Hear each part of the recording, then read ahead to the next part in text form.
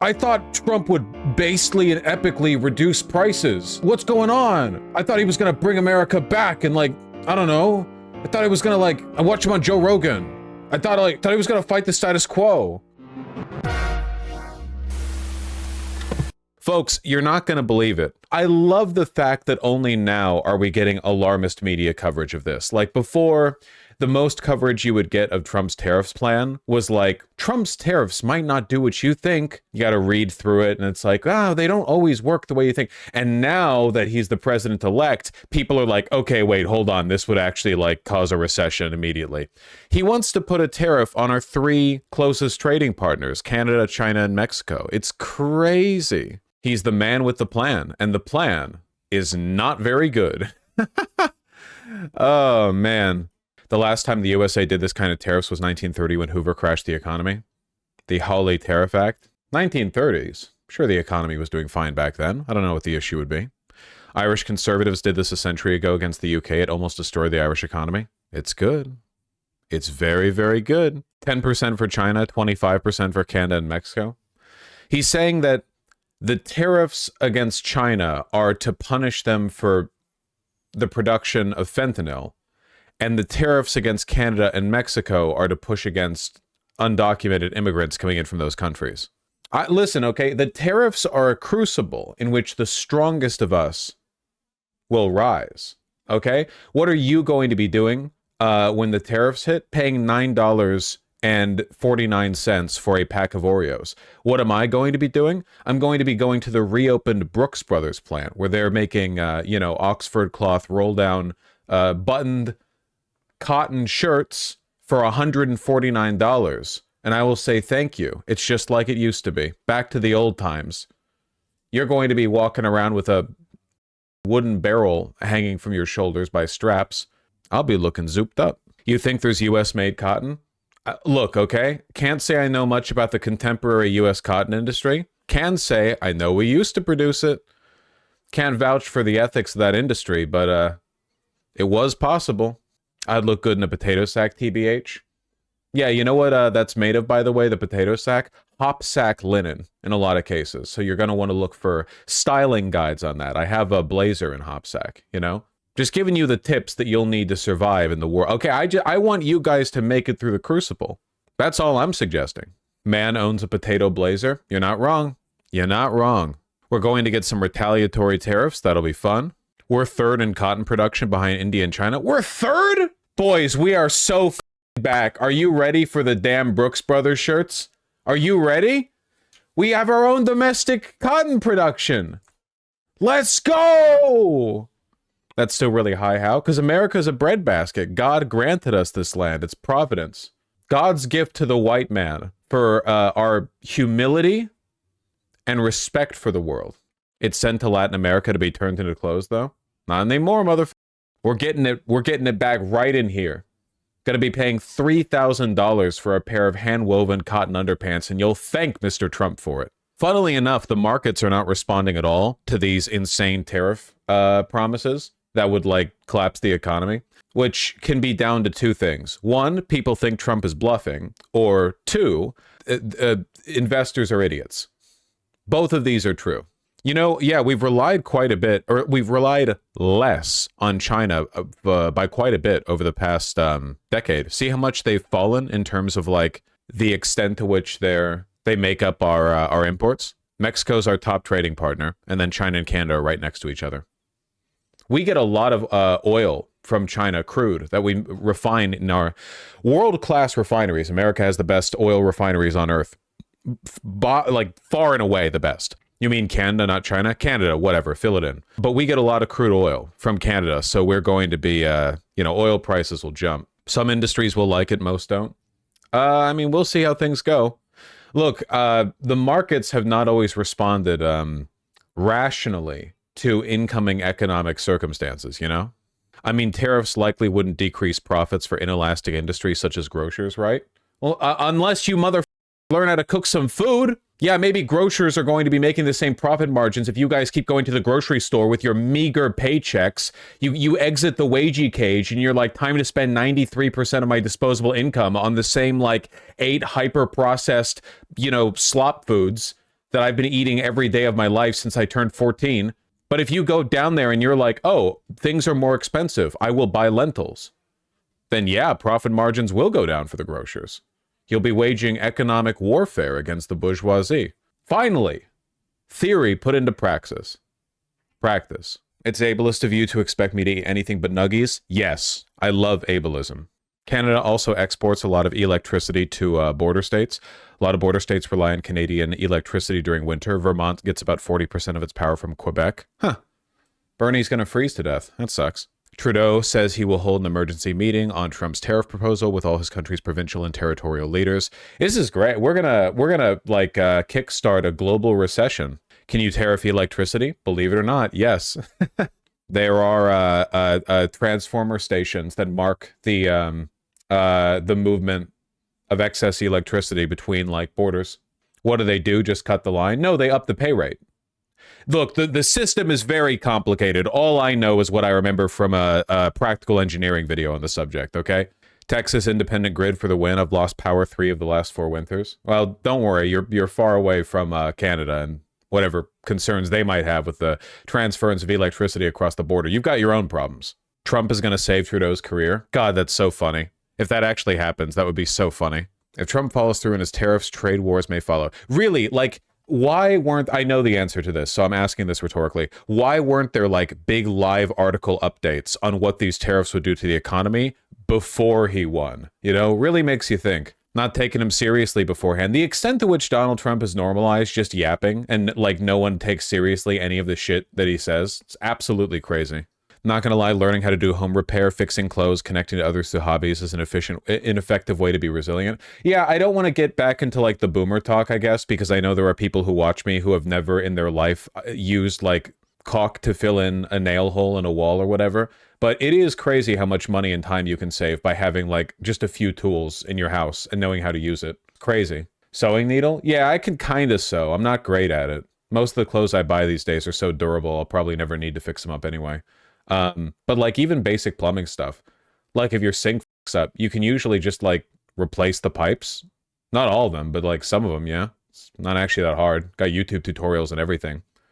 A lot more difficult back in the day, you know, you wanted to do some home repair or whatever. You didn't have YouTube. You just had to like, I don't know a guy? Or maybe there would be like a guide you could find. Like you would have to go to the library and find like a written, like with diagrams and stuff. They don't use caulk to fill up wall holes. Well, you do if that's all you have, and you don't like your landlord. So very original comedy stuff, you know, coming from you guys. Really, really working on your Type 5. McCarthy soft selling inflation as a result of tariffs on CNBC. This isn't new, man. This isn't new. Elon Musk literally said before Donald Trump won the election, we're going to have like a period of hardship. But then trust me, guys, trust me. Putting tariffs on all of our closest trading partners for no reason, on the other side of this, there will be a glorious future, okay? Trust me, after we do the thing that is objectively bad, for some reason, we'll come out the other side smelling like roses. Why? Well, trust the plan. These different cross currents that were, you know, tariffs were announced, or on day one, he's going to try and do some of these things. Yeah, but did you read what he announced and why? I think this is very important. Yeah, with immigration and fentanyl. And immigration and fentanyl. I got it. So what he's saying is, but with all these, I'm just wondering, and with, you know, and Scott Bessent said he's going to get the tax cuts extended and do the no tax on tips, do all those things. Don't a lot of things have to go right for us not to reignite inflation and scare the bond market? And wouldn't you? That is the softest sell I've ever heard in my life. Don't a lot of things have to go right? What the are you talking about? What things go right outcome doesn't cause inflation when you tariff all of our largest trading partner? How do you thread that needle exactly? How do you sail that ship through the stormy seas, you know, cresting waves? What path doesn't lead to things costing more? The only path that doesn't lead to things costing more is the one where he doesn't do these tariffs to begin with, which is still entirely possible. You know what? I want to hear the suit and tie class explain this to me. O'Leary. Where's O'Leary? Get me O'Leary. Here we go. Crank it up. O'Leary is all for Trump's high tariffs on China. I wonder how he feels about the ones on Mexico and Canada. Here, hit it. Hit it to me. Tell me. So let's bring in O'Leary Ventures chairman and Shark Tank investor Kevin O'Leary to react to this. So Kevin, no, I hate this man. Well, that's reasonable considering he's like the worst person on earth. And, you know, it's a tight competition. But yeah, here, let's hear it. So much to ask you about, but let's start with that last report. Are you surprised that no one's sort of auditing the IRS, and when they do, they find out 1.5 billion in unpaid federal employee taxes are out there? What does that have to do with anything? And literally, who the f cares? There are unpaid taxes in every sector of the economy. No, it doesn't surprise. Right, and leading to what, Vivian? A lot of this back. And that About the tariff plan, though. There's no dispute that tariffs are a tax on every product. And we saw President... There's no dispute. Oh, unless you listen to the Trump campaign. Oh, no dispute, huh? Now that you've won. Oh, okay. My apologies. I thought I thought I'd listened to 6 nonstop months of the Trump campaign, pretending that it wasn't. This is how you get your audience on board, right? Because you need all the MAGA people because they don't believe in reality, or like they're kind of conditioned out of reality. You want them now to be like, oh yeah, they always said this was going to happen. It's just necessary. It's the only way for us to move forward. So they don't get mad at Trump for lying. Yeah, they need to be primed. Use tariffs without price increases in his first term. Could this plan, though, backfire this time around? The tariffs in his first term did lead to price increases. He had to divert a massive amount of money to the farming sector to, like, stymie the bleeding of, they couldn't afford shit. No, it's not going to backfire. Most of the tariffs being put in place are level playing field tariffs. If someone's tariffing us, for example, Germany in cars, we're doing the same thing to them at 10%. Miss Genderlin, no one knows what the damn plan is. He comes out with a different number every day. Canada, Mexico, we've already got a deal. We're renegotiating another one next year. But it's China. We've got to bring those guys to the table. And I think we got to crank those tariffs up on them to start bankrupting some of their businesses. If the supreme leader knows he's going to get unemployment because of tariff policy in the U.S., because they don't get access to our markets, he'll come to right away. The only thing that keeps him as the supreme leader is everybody gets employed. And so when you start really cutting into his economy, when you hurt him, when you cause pain in his economy, it's not the Chinese people I'm concerned about. Nothing wrong with them. The supreme leader only understands pain. And as soon as you give him pain, he wants Advil. And the way to get Advil is to fly to Washington and cut a deal. Do you think? All right, yeah, I guess that's in case you were wondering why the stock market hasn't reacted to the tariff threats yet. It's because the stock market is full of guys like this who know respectfully literally nothing about the economy, like genuinely nothing. There's a reason why there's been 1,000 studies showing that you can flip a coin and genuinely like predict the market about as well as any expert on Wall Street, and the reason for that is because they're all this guy, you know. Everyone thinks that like they're the guy on Wall Street who's going to be like the, you know, Wolf of Wall Street penny stock whisperer, you know, like they're going to be the one who breaks the system. No one saw it coming. In reality, it's just a bunch of genuinely like midwits, you know, 85 IQ motherfuckers in a ill-fitting suit who think they're all that. But he's a shark in the tank. You know what a shark in the tank isn't? In the ocean, where it should be.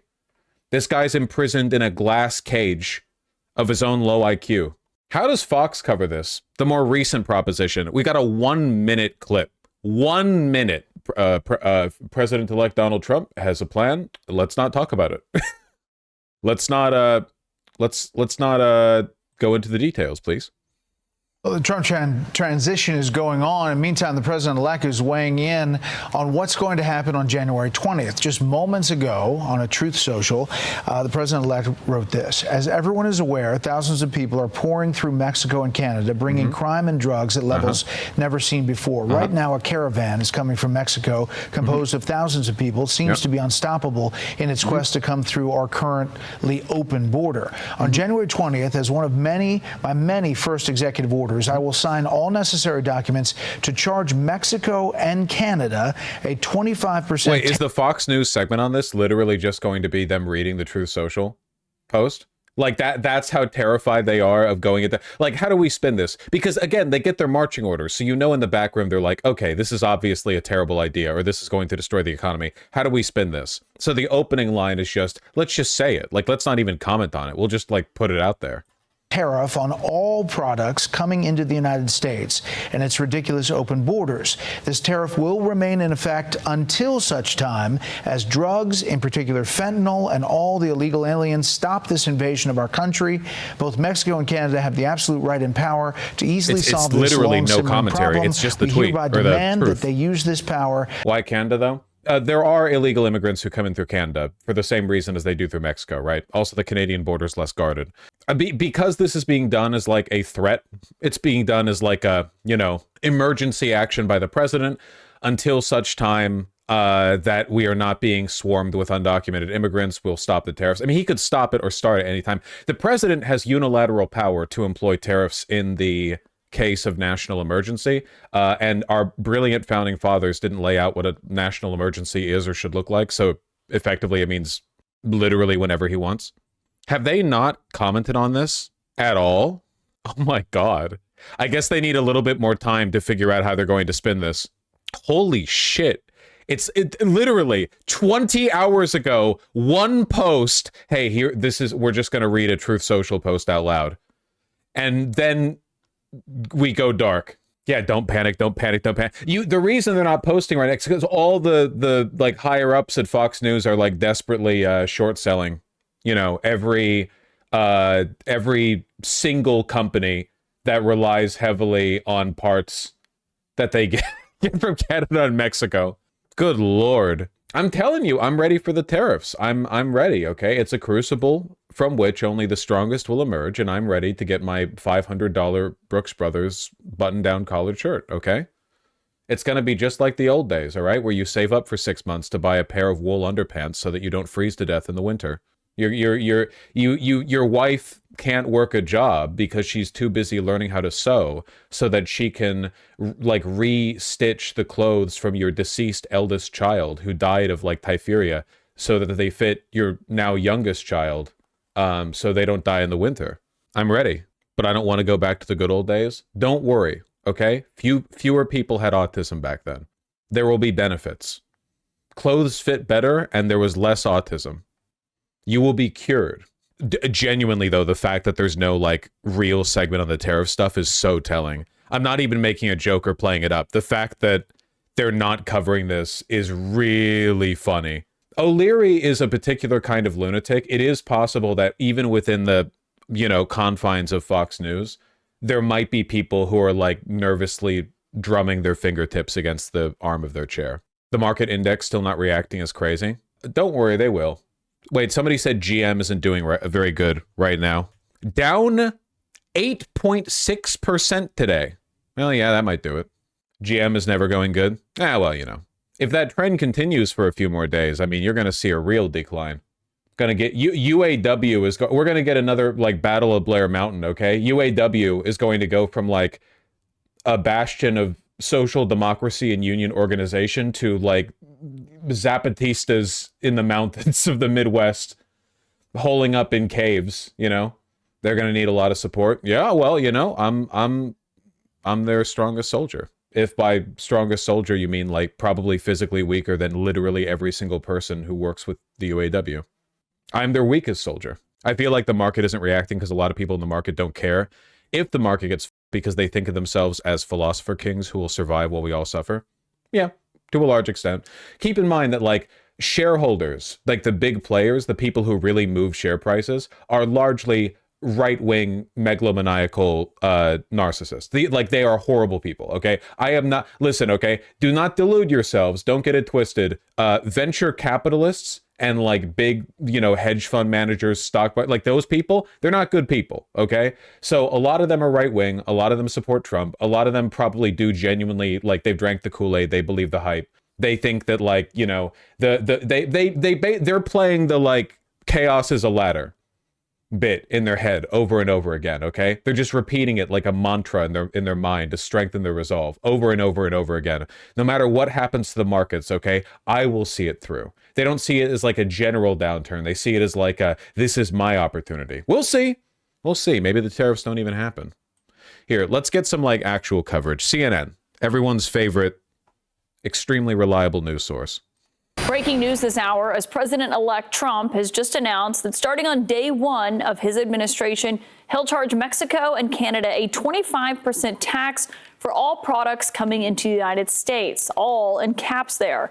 That could raise costs for Americans on everything coming across either border. We're talking about cars, electronics, oil, wood, food, electricity, avocados, maple syrup.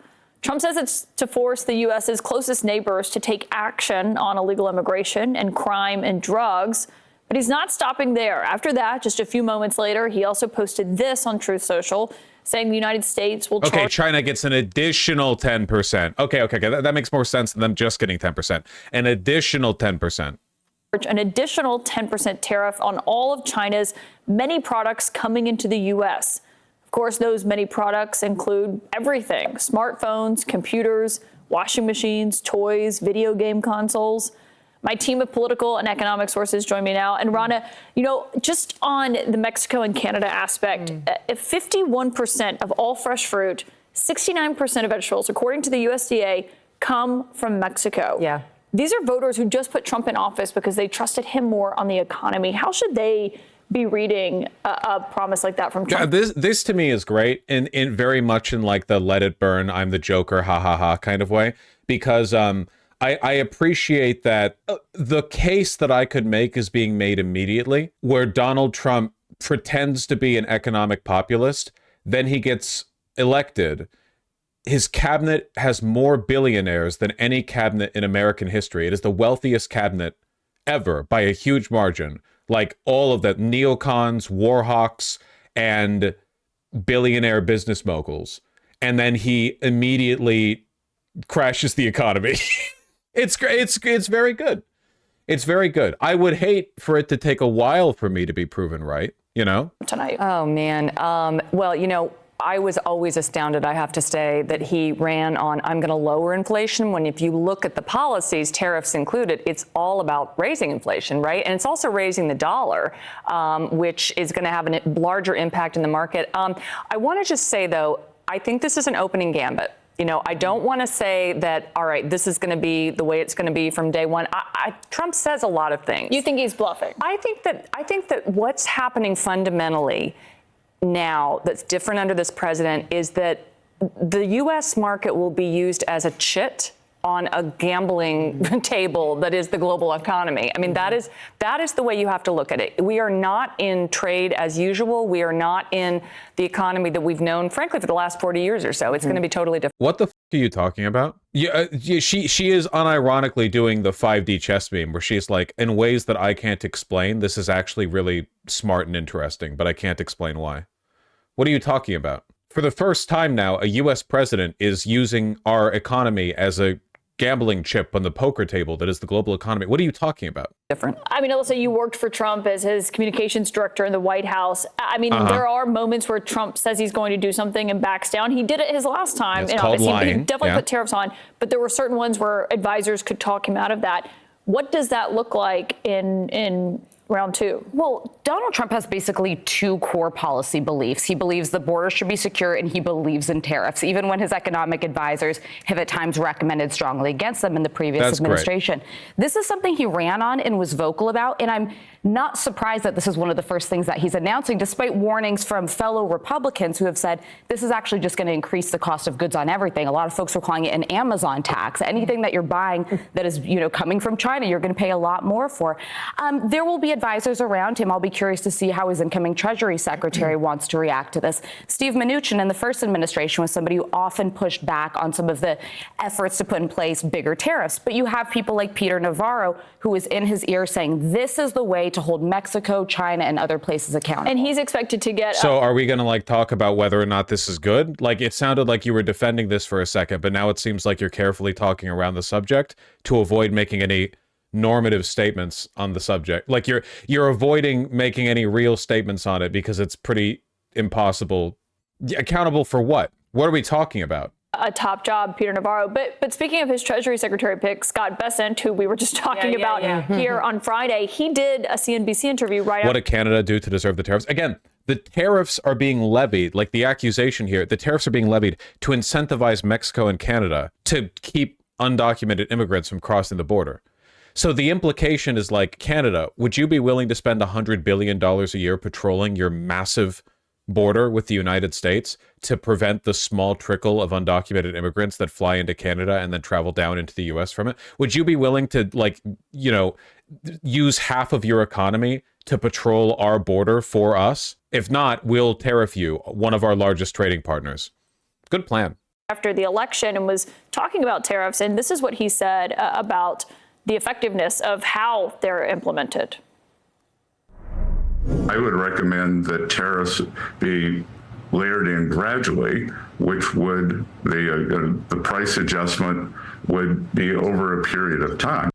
And Essie, you know, when you hear that, okay, I want to get both your thoughts on this, but when you hear that, you know, congressional Republicans or business Republicans who, like Trump, have said for a long time, it's a threat. He's threatening this to stop fentanyl coming across the border, to stop illegal immigration. The question is, you know, what does it look like? Which doesn't work. I don't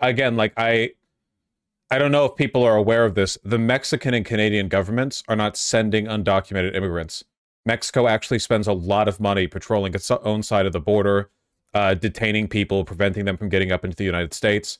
They don't have full control of their country because of the cartels. Funnily enough, I read recently, Sinaloa cartel has actually been halting the flow of fentanyl into the United States because they are trying to reduce the scrutiny they get from American police. Basically, like, the cartel, fentanyl is turning out to be a little bit too, like, hot a product to move. In terms of the, you know, the crackdown that it gets, it's a lot safer to move stuff like, you know, I don't know, cocaine or whatever. I'm not up on the ledgers of the Sinaloa cartel, so you'll have to forgive me for that one. But yeah, apparently they have been trying to cut down on their own fentanyl production and distribution, going so far as to execute some fentanyl producers for breaking the embargo. Mexico's Sinaloa cartel bans fentanyl reportedly under pain of death. The top exporter of fentanyl to the U.S. is apparently looking to diversify as law enforcement turns up the heat. Yeah, fentanyl is getting a bad rap, as it turns out. You know, you can't get away with anything these days because of woke media. They're trying to run with slightly less Grand Theft Auto wanted star raising product. The Sinaloa cartel is having an internal struggle. Oh, what else is new? And this is under Biden, mind you. Like in January, if he actually does have to put these on. Bad. Remember there was a thing a long time ago. It was called a fiscal conservative. Do you remember what that was? I do. It was good times. It was good times. There's a few in the Midwest. Still. That was a few were still around. But for us, you know, that meant lowering the debt and the deficit. That meant anti-inflationary economic policy, and a foundational to that was anti-protectionism, and that means opposing tariffs, and that's for a century. That's not new. That was being anti-tariff is not fiscal conservatism. It's just like plain economic good sense.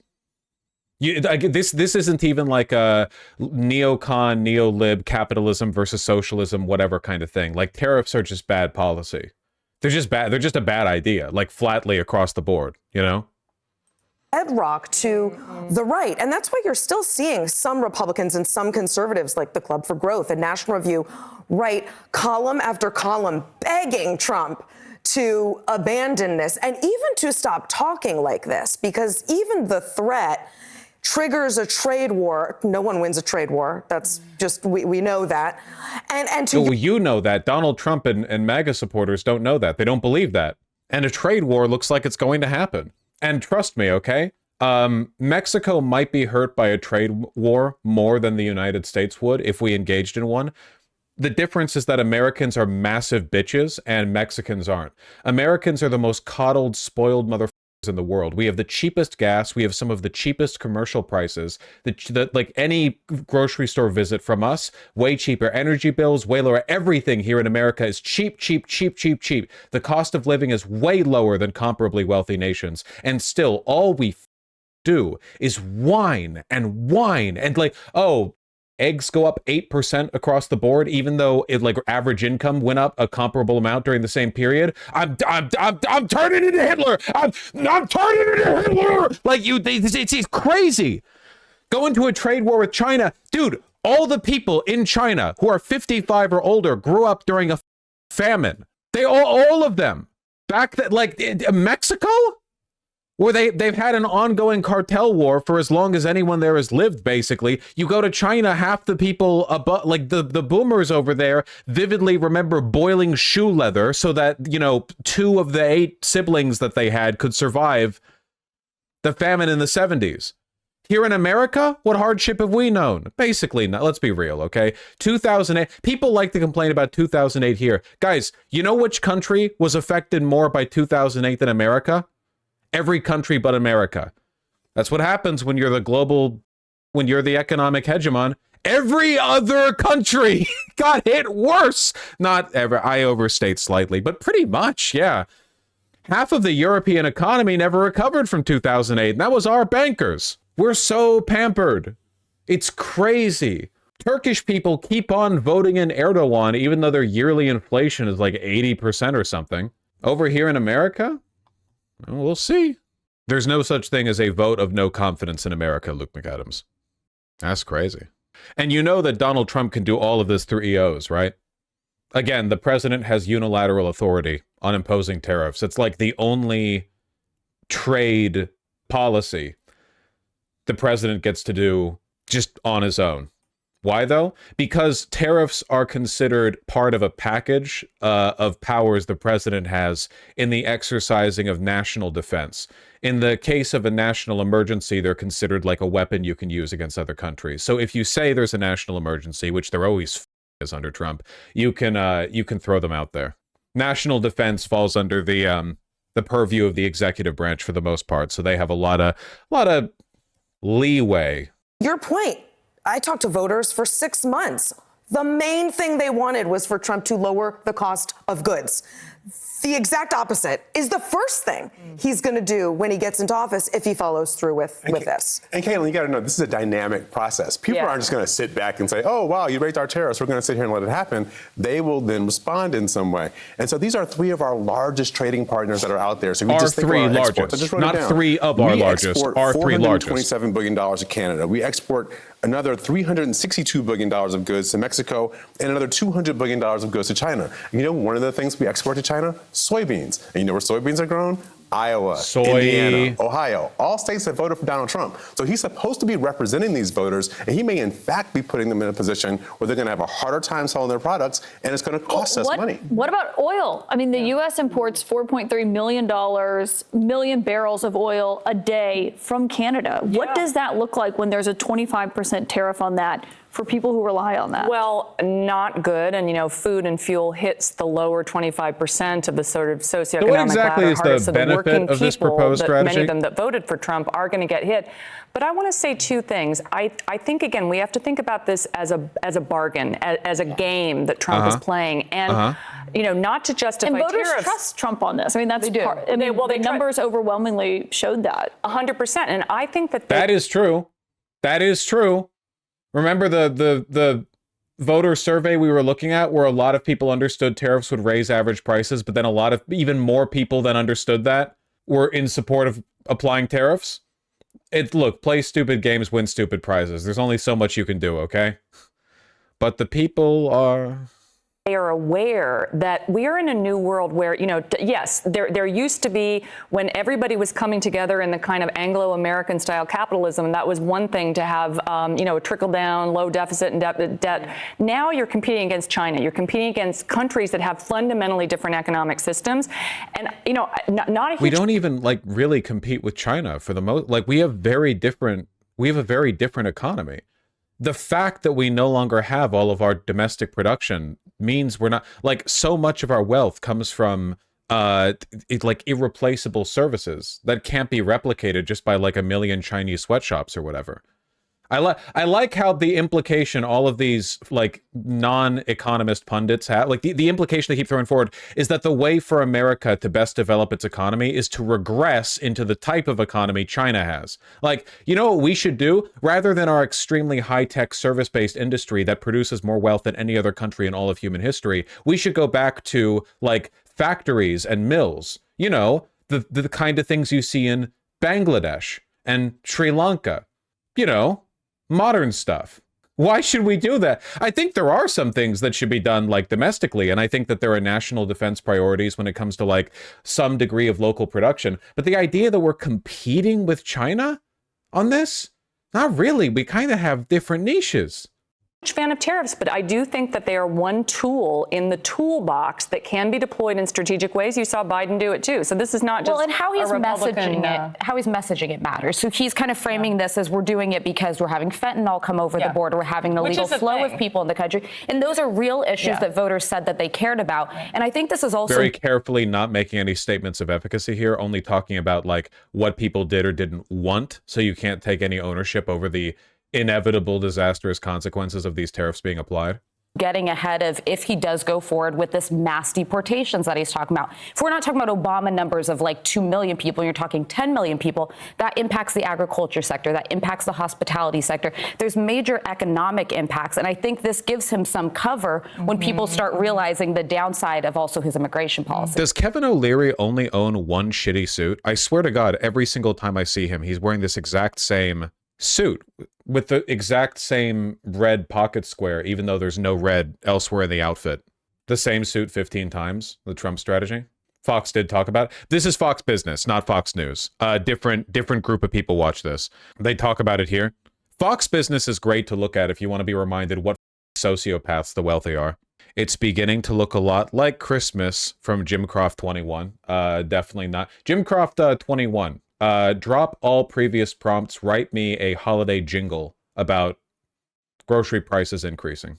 Thank you. No more nauseating handshakes from Trudeau. Trump doesn't need to meet with him. What? It's all grievance politics with these people. You never know what's a bot and what's not. Time for the hot topic of the hour. President-elect Trump says he will issue a day one executive order.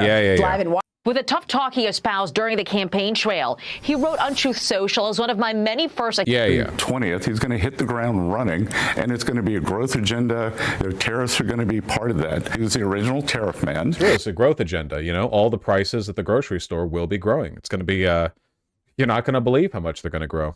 And he did it to raise revenues and to protect American industry. Donald Trump has added the negotiating leg. And I think, given Donald Trump's credibility on tariffs from Trump 1.0, he will hit the ground running on 2.0, and world leaders and business executives will know he means business. Oh, yeah, and he's keeping that promise with this announcement overnight, Why are Chris, you so blurry? that he's going to be slapping. These are additional tariffs that we expected anyway on China. And, of course, Mexico and Canada, he's got the USMCA deal in place, but he's got the right to renegotiate that, and it looks like he's going to do just that, Chris. As he should. It's already working. She's just very fast. The Chinese car company saying we don't want to build another factory in Mexico because we're concerned how Trump will perceive it. It's showing us that he's using it as a negotiating tactic. It's working extraordinarily well. And frankly, if the U.S. cars are having 100% import in China, it's still disproportionate. This is going to tighten up the border. This is going to stop that flow of illegal drugs, these things that he ran upon. And he has the power to do it, and I think he's willing to use this stick, and I think we'll land at a lower percentage rate, but I think some tariffs are completely appropriate. Jonathan, it's amazing to me how everybody's getting in line.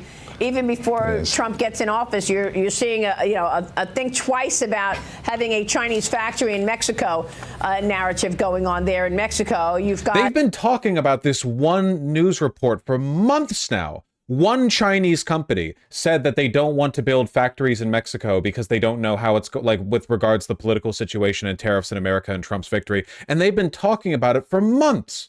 China has 1.4 billion people. They trade with the rest of the world. It's not that big of a deal. Not to them. These people exist in non-reality. Yeah. Just keep in mind, none of these people are economists, you know? Economists right now are like committing mass suicide. Economists get a bad rap because the only time you ever see economists is when they get brought on Fox News, and those aren't real economists. They're like economic pundits, like O'Leary types or whatever, you know? Right now, like economists are all throwing themselves into a volcano. You know, they're manifesting something dark and wretched, okay? They're beckoning an ill will that will haunt the rest of us for years uncountable, okay? And I don't blame them. The elder god of bad policy. I can't watch these jokers, man. I can't do it. It's literally just a bunch of guys who made their like fortune doing a pump and dump on some like, pharma startup, talking into the camera being like, yeah, this is based because Trump's finally gonna hold them to account. Yeah, finally Trump's gonna hold them to account. And that's it. Like there's no, like it's a pure grift economy. There's no actual economics involved in this discussion, I guess, really. Here. There's other stuff we have to listen to, though. These tariffs are a big deal. CNN's Rosa Flores. Somebody linked this, by the way. I think they got banned shortly after, but you pay the iron price, I think, for talking to me. Get back in the mud pit, peasant. Released by the White House, very partisan. Tariffs as a major revenue source, implications for distribution and growth. Where you have this lovely chart right here, tariffs revenue as a share of total federal receipts, where you see that up until like 1945, tariffs represented a significant portion of the federal revenue acquired, and then after that, it's been basically nothing. And the main reason for that is because tariffs are like the oldest 1845, not 1940. No, I meant 1945 right here. See, that's where it flatlined completely. That's 1845. If you look at 1945, you'll see there's a very specific point where the graph changes and just turns into a horizontal line. You'd have to look with your eyes, though. You'd have to look before typing. Sometimes people type before looking. That's the difficulty you're having right now. I understand. I've been there myself. I like the yap. Just saying, be careful who you call ugly in middle school. Some of those young, stilted, 6'2" anime shirt wearing nerds might grow up and develop an interest in heritage men's fashion. And then we'll see who's laughing. Tariffs are like the simplest kind of tax that you can apply because they're like grug tax. They're like low IQ, first thought, when do you tax something? When it comes in a port, like when it enters the country, It used to represent basically all the taxes you could raise because it actually takes a really sophisticated system of tracking internal revenue to even have income tax. Think of how complicated income tax is. Like, you need to have all the employers file with the IRS the amount of money they gave you in order for the IRS to know how much money you owe them. We're talking about literally billions of documents every year to track the internal revenue, right? To know how much a person owes in taxes. It's complicated, and it's representative of a very sophisticated and modern economy. A tariff, on the other hand, is literally like, oh, you're bringing in a bunch of beaver skins from Canada? Well, I'll need 40 gold coins before you can take that in or something. It's a much simpler form of revenue raising, and of course, in the long run, it's very economically deleterious because it discourages free trade, which for the most part is well, I'm not a free trade guy. I think that there are, reasonable exceptions you can make to free trade, like, say, for example, decommodification of the economic form and the proletarian, state. But apart from that, net federal receipt by source, individual income tax, social insurance tax and contribution, corporate income taxes, customs, other. We love our income tax, don't we, folks? Trump wants to get rid of income tax, just do all of it through tariffs. That's not going to happen. It's pretty crazy, though. That's insane. Yeah, it is. How am I going to get my Japanese denim? Come on, get real. In Houston for us now, Rosa, how is Mexico responding to what we're hearing from the incoming Trump administration about how they plan to crack down on the border and carry out... I don't want to pay income taxes. Kenneth Allen Cook, considering the fact that you've been here for every stream for as long as I can remember, I don't think you have to worry about paying income taxes. These mass deportations. Well, very sternly, as a matter of fact, Mexico's president held a press conference this morning in response to President-elect Donald Trump's threat to impose tariffs on Mexico, actually. But, Jim, as you know, all of these things are intermingled. Mexico's president was very firm. She called out President-elect Donald Trump, saying that both Mexico and the United States collaborate on a lot of different levels, including economically. And in other words, she said that she's ready to respond in kind. Let me read to you a portion of that letter that she sent to President-elect Donald Trump. She said, quote, President Trump, neither threats nor tariffs will solve the issue of migration or drug consumption in the United States. Cooperation and shared understandings are required to face these important challenges. Imposing one tariff would mean another comes in response. I'm going to read that one more time because these are very important words from Mexico's president. Imposing one tariff would mean another comes in response, continuing like this until we put shared companies at risk. Now, the tone of this letter is very important because Mexico's president is not just talking about tariffs, about economic and the economic relationship with the United States, but also the border relationship with the United States, because Mexico has done a lot to help the Biden administration control the migration that is coming into the U.S. southern border. Yeah, I don't think that Trump supporters understand this, but not only is Mexico not an antagonistic force, Mexico has made a lot of sacrifices.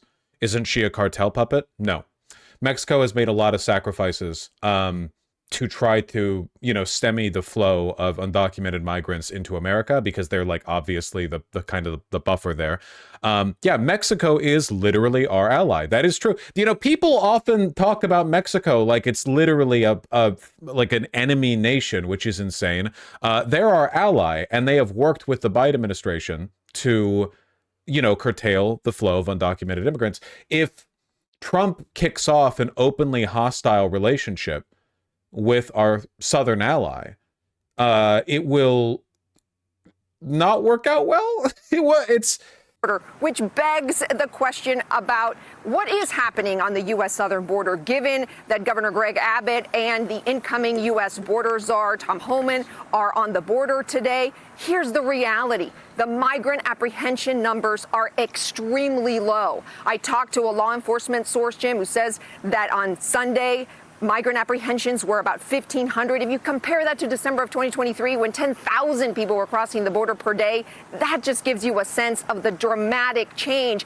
The reality is, and I've talked to both people on the ground, agents, and also advocates who work on the border, they say it is very quiet right now, very low, despite what you're hearing from Governor Greg Abbott and the incoming border czar, Tom Homan. Back to you. All right, Rosa Flores. A czar just means like an appointee by the president to specifically deal with an issue. It's not a formal title.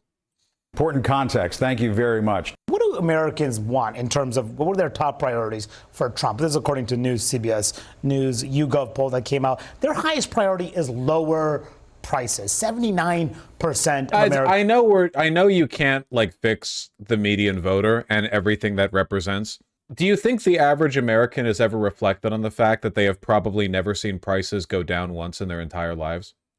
The only time that happens is with gas prices. For the most part, once a price is set for a commodity that you purchase in a store, that's the price. Maybe it stays where it is for a while and wages go up, but for the most part, overwhelmingly, prices don't go down. Why would they go down? So we should be focusing on deflation? No, deflation's really bad for the economy. No, light 2 to 3% inflation annually is probably literally as good as it gets, which is why it's crazy that thanks to Joe Biden and the Inflation Reduction Act, we went back down to 2 to 3% inflation in no time. They did it. They just did it. They went right back down there. We need to focus on raising wages. That's the economically sensible way of dealing with this imbalance. Americans want lower prices. Just 26% say put tariffs on imports. So his strategy here can undercut what voters want him to do. Sure, but this... Lily Gaylord, PhD, was that message and request and question so interesting you had to ask it 3 times? Reflect on that. Reflect on your sins.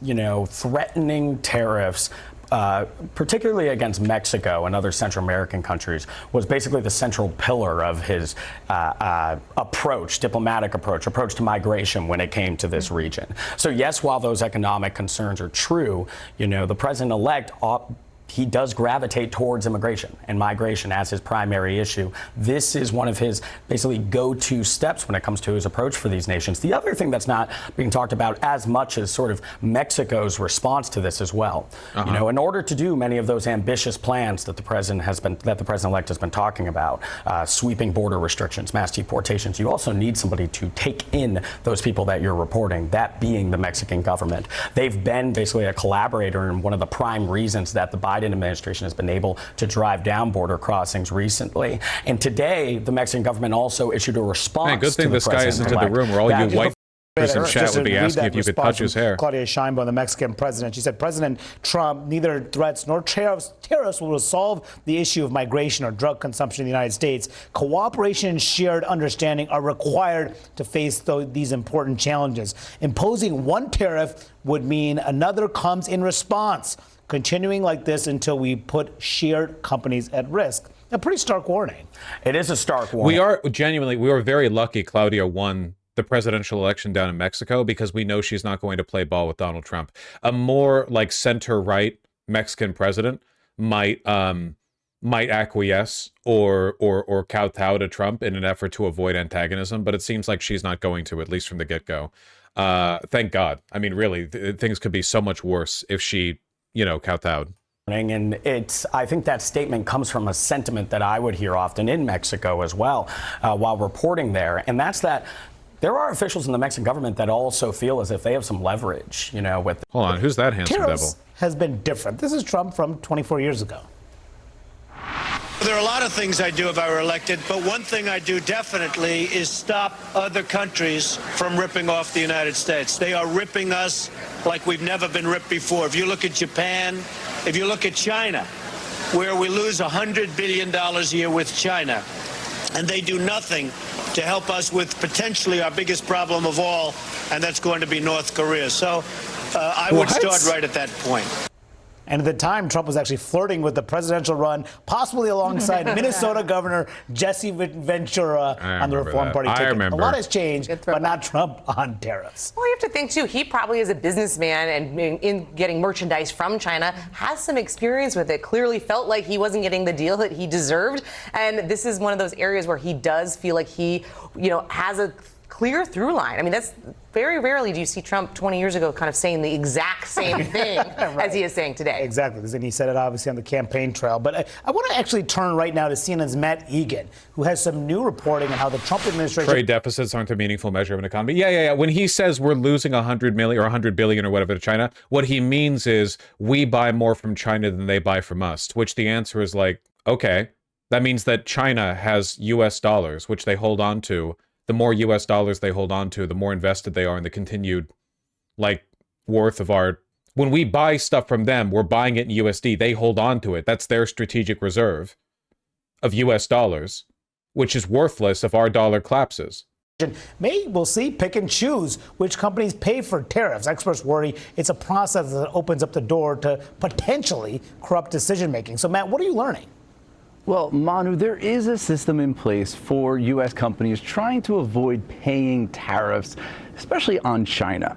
But businesses and researchers tell CNN that that system is broken. So we're talking about tariff exclusions. And U.S. companies can apply for what amounts to a hall pass to avoid paying those tariffs on China if they can show that it would cause severe economic harm to them or that they can't get the products elsewhere. Now, during the first Trump administration, these exclusions were very hard to get. Between 2018 and 2020, only about 1 in 7 companies that applied with the U.S. Trade Representative were able to get these exclusions. And lawmakers and companies, they feared that the USTR was able to kind of pick winners and losers by deciding who got these exclusions and who didn't. And business owners feared that there was a lack of transparency with this process that opened it up to potentially allowing officials to play political favoritism. And there is some academic research that supports that. Some peer-reviewed research finds that firms whose executives backed Republicans, they were able to get exclusions 1 in 5. The tariff exclusion equivalent of getting banned from Twitter and putting in your unbanned request. I've been censored for promoting free speech and expressing my conservative values and getting unbanned 100% of the time. Fantastic stuff. Really, really, truly wonderful. We're going to be seeing a lot of this in the upcoming administration as well. So if I suddenly become a Trump supporter, just know that it's because I want to get on the preferential YouTube partner AdSense, fast track program. I just want rather than a 0.0017 CPI, I want 0.00218 if I could get that. We will understand. Thank you. Yeah, if I suddenly like shift all my positions, just know that it's because it like slightly benefited me economically. Get me off of CNN, please, God.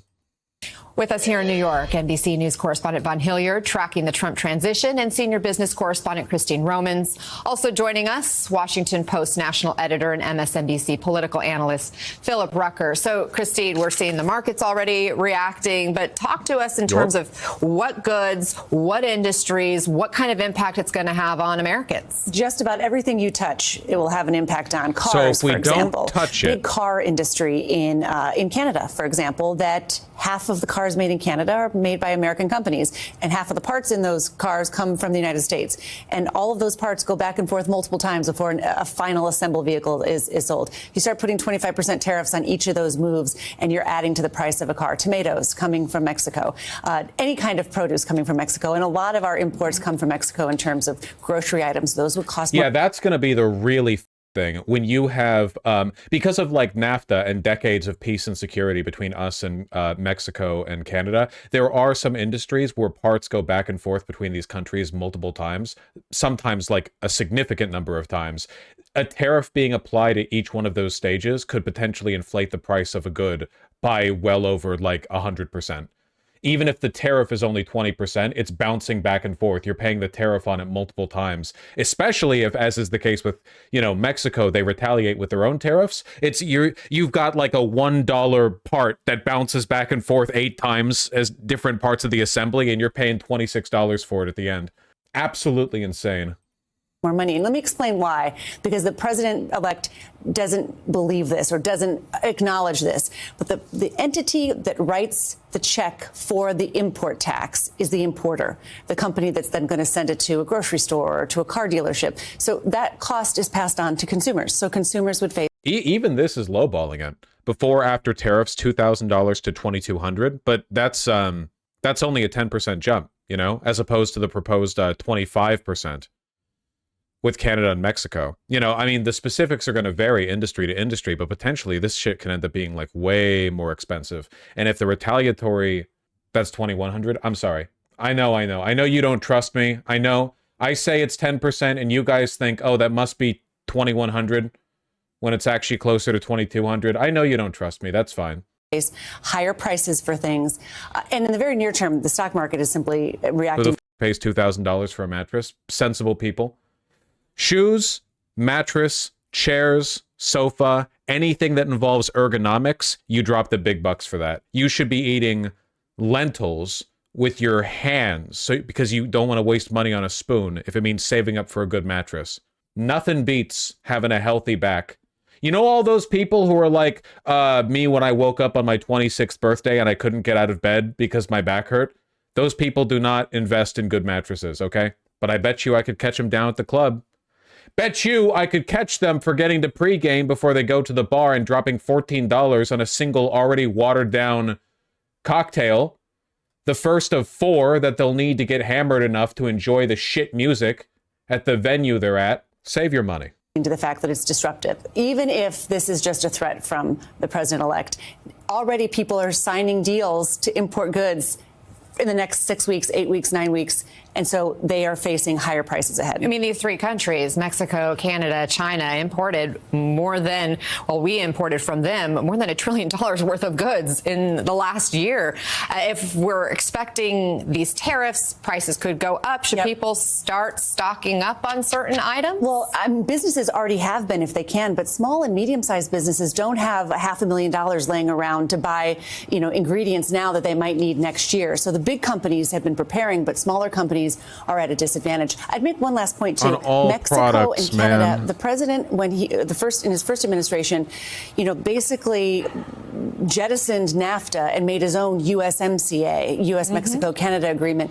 This would be in violation of his own perfect trade agreement that he made. So raising questions about what that means in terms of the rules-based order for international trade. That's such a good point. And Vaughn, not only did the president have his own trade deal with a couple of these countries, he threatened other tariffs last time around that he didn't end up following through on. So will he follow through this? I feel like he has to follow through to some extent on the tariffs this time because he's been so loud about them. If he had talked about them extensively prior to getting elected, but once after getting elected, his rhetoric softened a bit. He might be able to like pivot off of it.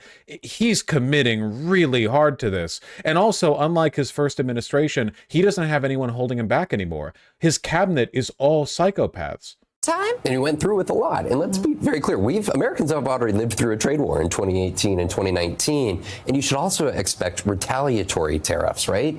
The U.S. exports $2 trillion worth of goods. And we saw in 2018 and 2019, those countries, Mexico, Canada, China, our European allies, they placed retaliatory tariffs on our goods. You're all still going to like and subscribe and ring the bell even after the tariffs reduce us to, we're back in like Hoovervilles, right? Trumpvilles? You'll still make sure to like and subscribe and ring the bell, right? Sub tier 4, yellow name? Yep. Okay, that's all I need. All I need is the yep. Sure, Voss, sure. Thank you. I appreciate that. American producers and manufacturers who rely on those export markets, whether you're a lobster farmer in Maine or whether you're a soybean producer in Nebraska, they have spent years developing these markets, buyers overseas, but then there was a retaliatory tariff that was placed. And so really this is just going to call into question what is Donald Trump actually looking for out of any trade deal, whether it be with a new USMCA 2.0 or out of a China trade deal, because the Americans, they suffered losses in 2018, 2019, and 2020 because of the trade war. What does Donald Trump want out of these? It's not quite clear. And taxpayers kicked in for billions and billions of dollars to make, American farmers whole again after they were retaliated against. So taxpayers paid the price. And consumers paid the price from higher prices. So, Phil, even before taking office, this is where we're at. Trump's blowing up his own trade agreement. He's picking an economic fight with America's allies and a rival. What do you make of it? Yeah, well, it shouldn't be surprising, though, because this is exactly what Donald Trump ran on in his campaign all year. These tariffs were at the top of his agenda. He talked about it at virtually every turn. He could... No one needs to be an emote or some version of it. We're going to be getting a lot of use out of this one. I thought Trump would basely and epically reduce prices at the what's going on? I thought he was gonna bring America back and I don't know. I thought he was gonna I don't know. I watched him on Joe Rogan. I thought he was gonna fight the status quo. Maybe he is. The status quo of Americans being able to afford groceries more and more easily every year. At long last, that tradition will be broken. How would Fuentes type square this circle? Probably say that Trump's policies are all working, but the Jews are tightening the screws on the economy or something. That's what they did back in Germany in the 20s and 30s. They were like, yeah, man, it's not all the bad economic policy and the global depression or whatever.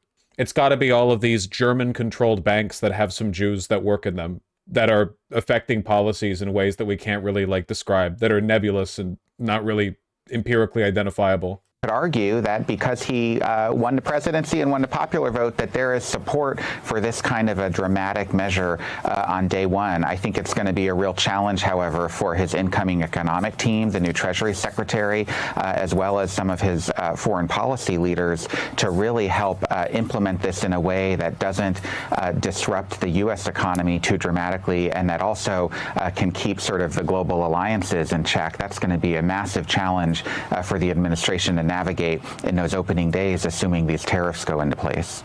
So Trump's Treasury Secretary pick, Scott Bessent, said this about the tariffs the day after the election. Watch. My view, and I don't have a say now yet or maybe ever, but is that I would recommend that tariffs be layered in gradually. Yes, we just saw this. This is the former George Soros over a period of hedge fund manager. Vaughn, he recommends the tariffs be gradual. It doesn't sound like what Trump is saying in his tweets or in his social media posts is gradual. No. This is gradual. It starts at 25%, and then he's going to turn it up. Remember what he said in the campaign trail? He said 25, 50, 100, 200%. It doesn't matter. I don't care. This is just the beginning. Going to have 1,000,000% tariffs on all goods coming in. It's the only way. there a disconnect? No, and Howard Lutnick, who is going to be the Commerce Secretary, has also talked about having more targeted tariffs because there are some, for example, manufactured parts, like for automobiles. What are even the theoretical positive aspects of tariffs? What the hell do they want to achieve? Well, there are two real suggestions, I think, two real possibilities. Well, I would say three of them, actually. Number one is that they're really stupid and high on their own supply and they don't understand what this is going to do. That's part of it. Number two is that this is going to be used to facilitate one of the greatest wealth transfers in human history. An ungodly amount of money will be raised from these tariffs. Consumer prices will skyrocket, which you will have to pay if you want to live. And the money raised for these tariffs will be used to essentially reimburse the industries that are run by Trump cronies. So all the money that is raised through the tariffs gets redirected into like revenue streams that end up benefiting heavily subsidized industries, effectively siphoning trillions out of the economy and into the bank accounts and offshore accounts of a very small number of very wealthy people.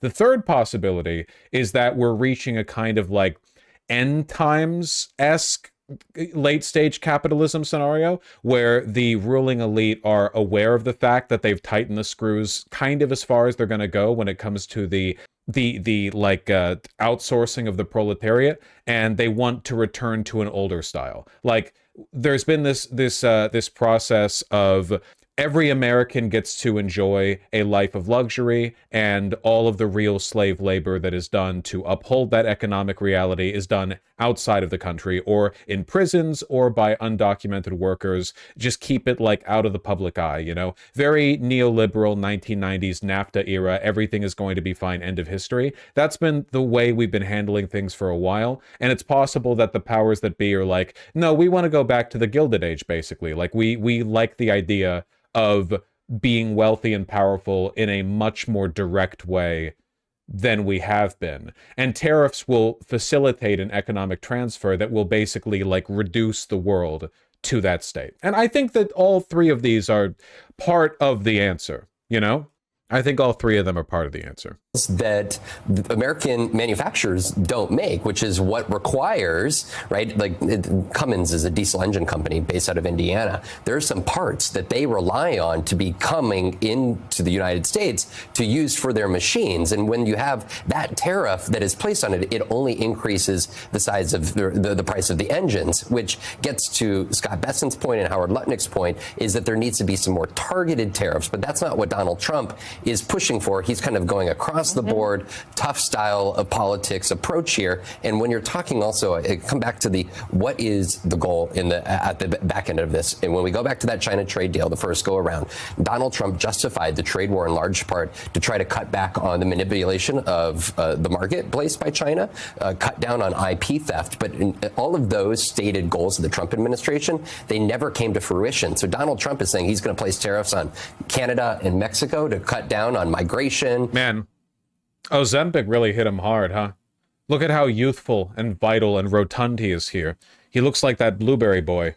Canada and Mexico to cut down on migration and drugs. You know, this is playing with the economy at the same time you're trying to play with another issue. Right. It's all about the border. It's coming back to the border. There's a lot at stake here. Take a listen to Eric Trump talking about what the purpose is of these tariffs.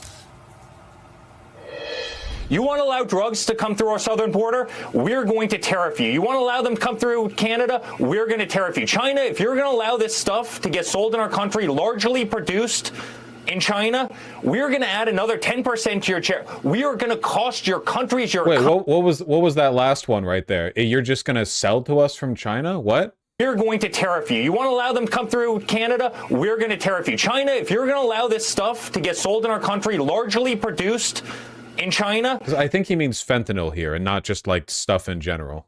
We're going to add another 10% to your tariff. We are going to cost your countries, your economies. We're going to cost your businesses billions, hundreds of billions of dollars. Christine, you touched on this earlier, but the first Trump administration did hit China with some tariffs. What was the outcome of that? Did China feel the pain? And did try to get China to make some agreements about fentanyl and the things that ingredients in drugs, and it didn't work, right? Look, the pain was felt by American producers, American factories, American farmers especially. I mean, American farmers were really hammered, pork producers and whiskey producers and all these things that had these big counter tariffs on. The question is, if President-elect Trump puts on tariffs on day one, are there then counter tariffs? And then that's what becomes a trade war. And that can be really disruptive to supply chains, to prices for American consumers. And again, the person who pays the tariff, the entity that pays the tariff, China is not writing a check for an import tax. That is. Wait, hold on. The tariffs over farmers. I know there is going to be a good side to this. And considering the fact that the average person who voted for Trump is actually less educated and less wealthy than the average person who voted for Harris, we get the added benefit that statistically speaking, Trump supporters will objectively be hurt more by this than Harris supporters. So if you want your vindictiveness, if you want your schadenfreude, then just enjoy that by like something like 5 to 10% margin, they will objectively be hurting more than you. So take what you can, right? Last video we watched on this, but like, holy shit, it's really important. So I'm just trying to glean all I can, I guess. We are back apparently to the era of federal policy announced via social media. Yep. The president-elect on Truth Social, of course, promising to penalize both neighbors to the north and to the south with a 25% tariff on all products entering the U.S. starting on day one of his second term. Trump also vowing financial vengeance on China with a 10% tariff on top of all the other tariffs already in place against Beijing. CNN economics commentator Catherine Rampell joins us in the fifth seat. And Catherine, I want to start with your initial reaction to this 25% because it's not unexpected. I'd like to offer right? you guys, this is very brave of me because most people wouldn't want to make this recommendation because it would come across as way too pedestrian, entry level, like high school, this I'm 14 and this is deep. But if you guys want an insight into the psychology of power, I genuinely, and I mean this, recommend you read the hit book 1984. I really do think that a lot of the stuff the powerful do, and we're going to see more of this as time goes on, are best explainable through an understanding of power that operates outside the liberal understanding of like empirical wealth differentials. You know, like there are a lot of things that powerful people do that do not empirically benefit themselves, that there are reasons they do it, and a lot of it has to do with, you know, more so psychology than economics. It's actually a good book. You can meme about it all you want. People love to meme about it. Everyone memes about it. It's still a good book, you know. Doesn't change the fact that it's a good book. I think that it's quite instructive in that. And yeah, I think George Orwell was a smart cookie, you know. I think he had, you know, he was a little wacky sometimes, but yeah. I'll just watch Equilibrium again. Well, that works too. Hearing that tariffs would be coming with a Trump administration. I mean, it is not unexpected in a sense. It may be unexpected to Americans who thought Trump was going to lower their prices. Because if you voted for Trump because you thought he was going to bring grocery prices down, I have some very bad news for you. A lot of our produce comes from Mexico. 2/3 of the tomatoes that Americans purchase are from Mexico. 90% of the avocados that they purchase are from Mexico, just to mention 2 examples. So that guac is definitely going to cost extra. If you voted for Trump because you thought he was going to bring down the cost of housing, a lot of our lumber, cement, other materials comes from Canada, which means that construction costs are going to go up. Not to mention all of the ways he's going to roil the U.S. auto industry, because a lot of autos cross borders in North America multiple times before they're ultimately finished and sold to consumers. Not to mention the fact that a lot of U.S. manufacturers purchase inputs, intermediate goods like metals and cement and other things from Canada, from Mexico, and not to mention even the retaliation that we should expect. All of which is going to be very bad for consumers, not to mention, again, many of the U.S. workers that Trump allegedly wants to help. What about tequila? Tequila, I would bet that that's going to suffer too. I'm out. Count me out. But can I ask our Republicans at the table? I know this guy's really got his bit down. Tequila, he's got the hat. You know what I mean? Like he came here with a theme.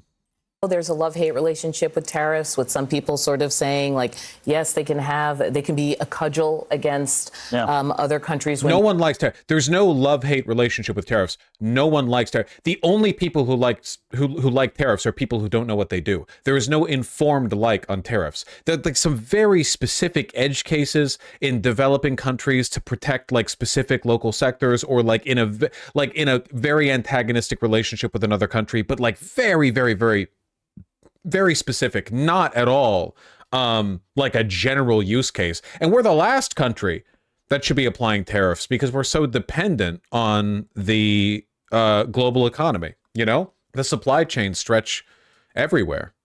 You want to have influence over their policy. And we should say in these Truth Social tweets, he was talking about immigration and the border and fentanyl. But that's a long economic laundry list. You know, the last time Catherine and I were on, you were saying that if Trump deports illegal immigrants, our groceries are going to go up because who will pick our crops? Now you're saying if he does tariffs, you're saying, well, the groceries come from Mexico and Canada. Yeah. So this is the quality of intellectual discourse that you'll get, I suppose, from the right wing. Are you suggesting that we get food from America and from Mexico? That America grows food and Mexico grows food? I don't understand. Only one place can grow food at a time, idiot. 4 years of this for you? Hey, 4 years of this for everyone. We do produce quite a bit of groceries. You have now officially have it both ways. Groceries. You have it both ways. You can't have it, but you can't grow food in two countries at once, you woman. America and Mexico? You sound ridiculous. No. These things are not mutually exclusive. The groceries that we consume you just said all the produce is coming from Mexico. But before we were all together, you were saying no, it's all picked by illegals here in the U.S. I said nothing of the sort. I think we do actually have a sense of what this could affect in terms of goods. For instance, from Canada, oil is one of the things. Also, when it comes to China, technology. He's so proud because he knows he's lying. Again, like he knows he's lying. No one would sincerely arrive at the position that he had there. No one would actually think like, wait, hold on. You can't grow crops in two countries at once. He knows he's lying. He's just playing defense for Trump. That's his job. He's paid to do it. You should think they're just like actors, you know? Oh my God. How can Mark Ruffalo pretend that when he gets really angry, he turns into the Hulk? That's not real. How can he do that? He's paid to do it. Machinery, you've got that from Canada here. Vehicles is another one. Look, you know, the reason why I wanted to start the show with this is because, like, it's shopping time. Yeah. I mean, we are literally heading into the season, and it's shopping time. Avocados aside, there's a lot of stuff that's going to come up. Gas prices are going to go up too. Jim, you've said in the past that you did not like across the board tariffs. So when someone gets on and says 25%, check everyone. You feel what? I would point out that Mexico did violate the Mexico-Canada trade agreement earlier this year when they enacted AMLO's judicial reforms. So technically, Trump could say this is in retaliation for that. What he did say is every time Trump rattles a saber, and he's been calling for tariffs on just about everything since the 1980s, he always gives the other country an out. He always says, this is what I want to see. I want to see fentanyl response from China. I want to see closing the borders. I want to see immigration. And we went through a lot of this in the first term. And Trump would always... Again, one of the conditions for this tariff ending with Canada is you need to close the Canadian-American border, that massive, massive border that you could not possibly clamp down on. Like, it's not possible to. It's far too much territory. You have to clamp down on it for our sake. Say, we're going to have the biggest, the most terrible tariffs you've ever seen. We're going to tariff the hell out of you. And inevitably, there'd be some sort of, everyone would panic. And then there'd be some sort of sense of, okay, can we get a fig leaf? Can we get some sort of policy change that Trump can point to and say, this is a win? USMCA was not dramatically different from NAFTA, but Trump acted like he had completely reinvented it and finally gotten Americans this much better deal. I'd be surprised if we actually enact these tariffs and prices go up everywhere, then everybody in the administration is going to see, okay, how can we get out of this while looking like we've got some sort of victory? Yeah. Any move by these foreign governments is going to be seen as, okay, that's our out. Chuck, let me bring you into this because obviously there are a lot of constituencies that were very interested in the Trump administration. He's likely correct. If they are looking for an out, they'll look for one quickly. You know, Canada will put like one more Mountie on the border and Trump will be like, all right, Canada broke to our will. They're now patrolling the border. Illegal immigrants are down 100%, and they'll drop the tariff. Trump 47 being a sort of shift to the economy in some way that would benefit them. Who benefits here? Look, it all depends who you are. If you're in the Trump administration, you're going to say, I've been telling you this from day one. I think there's nobody here, even Democrats, even this Democrat who would say that we don't want to secure the border. And to Scott's point, he's been talking about it for a long time. There's 476, if I did my Googling right, $1 billion that come in from Mexico. And if you start putting a tariff on that, and it costs people more money, and the prices go up, I think there will be a pushback from lots of people across the country because they voted for cheaper gas and groceries. I'll tell you who benefits from this. It's anybody that Trump tipped off at Mar-a-Lago yesterday that he was going to do this, because the exchange rate between the Mexican peso and the U.S. dollar just rapidly changed. So, yeah, there are some people who are going to pocket some money. I like the indignant look on the guy on the left. Like, no, Donald Trump would never share insider info to his business pals at Mar-a-Lago. He's never done that except for the entire time that he's been alive. From this, I understand Trump's hatred or disdain for Mexico. I don't understand why Canadians. Well, that's what I was saying. What did I do? Exactly. That's what I'm saying. No, the question is, what did they not do? It's like Trump. Everybody is Trump's enemy at some point, and so Canada. You know why are they out of China, Mexico, and Canada? Those are the three countries. But also, I just Canada for fentanyl coming in. But I think the thing that'll be interesting is, look, we had an election. I'm going to say it over and over. Elections have consequences. It is going to be shopping season, but Donald Trump won't be the president when this first holiday season comes. But if he enacts tariffs by the time the next holiday season comes, which will be 2025, going into a midterm year of 2026, that administration will have questions to answer to the American people. Election. We never get to escape the cycle of samsara. And just, I want to add one thing. You said it's not this season, but you already have many American companies speaking to the media, right, saying, whether it be Walmart, whether it be whoever.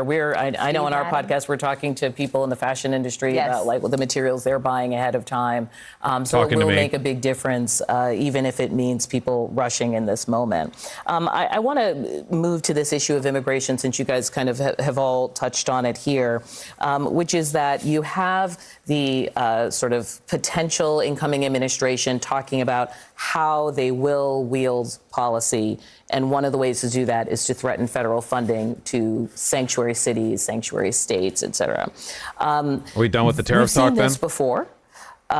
Willing to go to jail over this. And I believe it was the Trump's appointee for Homeland Security or for immigration was like, yes, fine, that's fine. We agree to your terms. We will put you in jail. Affected by this, and I think there's kickback to that.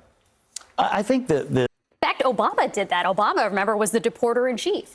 But that is not what Trump did. He literally rescinded a Trump-era order that prioritized detaining and deporting criminals in favor of having no priorities, which means everyone, which means your business partner, which means an asylum seeker. The thing that will be interesting is that you're right. We debated over and over. I don't agree with Donald Trump's immigration policies.